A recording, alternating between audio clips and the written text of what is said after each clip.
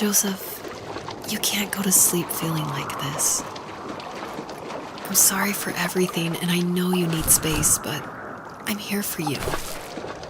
You don't need to feel so lost. Joseph, have I ever told you what my mother was like?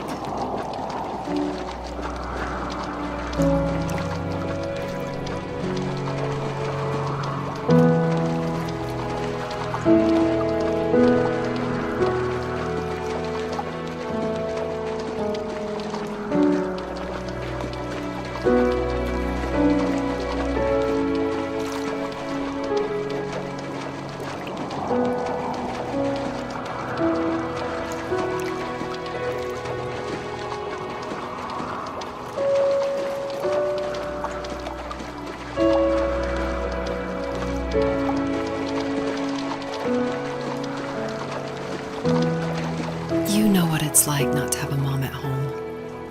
And you know how hard that made my childhood. What helped me was watching the birds in the morning before the school bus came. I thought that my mother was one of those birds, and it made me want to be free like her. My mom taught me how to fold origami cranes while she was in the hospital. So I told myself I would fold one every day until I could fly myself.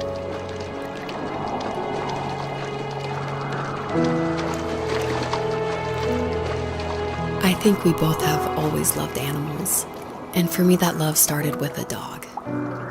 Sometimes this Rottweiler would come up to our property line and wait at the fence for me, but only once in a while.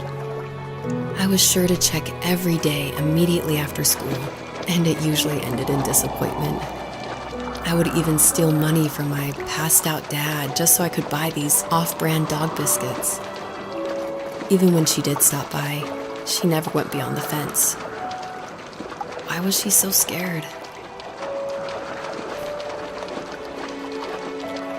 I think my dad was the opposite of your dad in almost every way, except he was in the military as well. He coped with alcohol of every kind. The trailer started falling apart, he got angry, and I withdrew.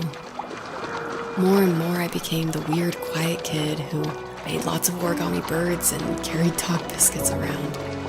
I think we were pretty similar when it came to being the weird kids. And that same sincerity in college was one of the reasons I was so drawn to you. Life got worse and worse, and at one point, I really didn't think I could survive another day with my soul still intact. I had no real friends, let alone neighbors, since we lived in the middle of nowhere. I should have talked to my teacher, but I was scared what he would do if he found out. As I waited for the school bus one morning, I walked around until I found something in an abandoned shed. Something I can't put into words. I summoned courage I didn't know I had, and I broke into my dad's room and found the key to the shed where he had locked my bike. I'll never forget that feeling. The wind rushing by my ears as the sun rose over fields of wheat. I was flying for the first time. I biked as far as my legs could take me until I found a house that felt friendly, and that felt like home. Those strangers helped me in so many ways. And if it wasn't for them, I wouldn't have found my foster family. And if it wasn't for my parents, I wouldn't have met you.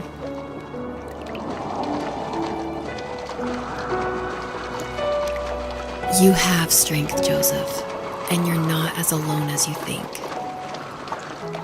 It's all just so pointless, just waiting for life to happen. It's like having the home I always wanted is cursed out of my reach. The thought of being a parent myself, how could I do that when I couldn't even be a good son? I'm sorry, I know what you're saying. I just don't know how things will work out. These quiet hours will turn into years. We'll wonder which roads passed us by. Then we'll forge a new road together. Besides, I discovered for myself that one fateful morning where any hopeful road leads to. There may be thorns and mist, but it always leads to the same thing. And what's that?